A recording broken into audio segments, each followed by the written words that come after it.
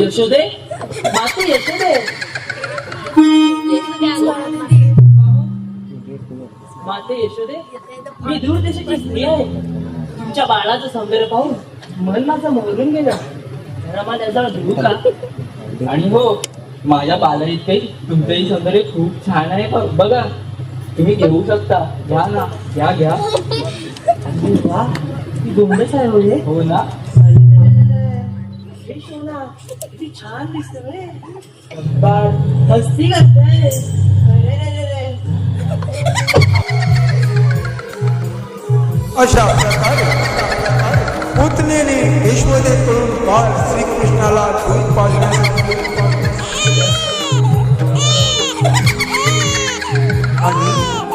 आणि ही पुतना आपल्या स्तनांना विष लावून आणि ही पुतना आपल्या स्तनांना विष लावून बाळ कृष्णाला मारण्याकरिता आली आहे.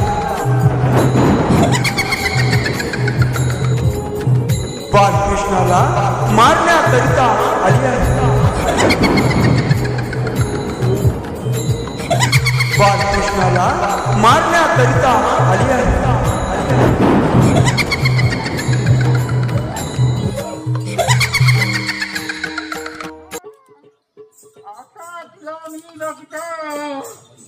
आता ती कसा जीवनचे राहतो तेच पाहते.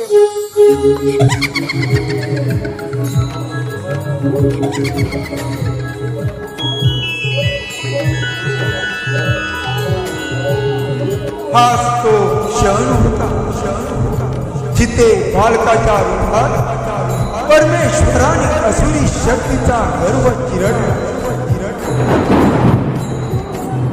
बालकृष्णाने कपटी पुतना राक्षसनीचा लीला रूपात संहार केला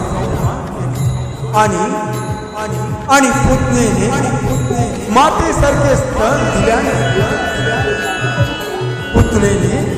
मातेसारखे स्तन दिल्याने तिला मोक्ष प्राप्त झाला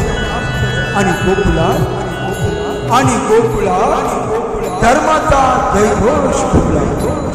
धर्माचा जयघोष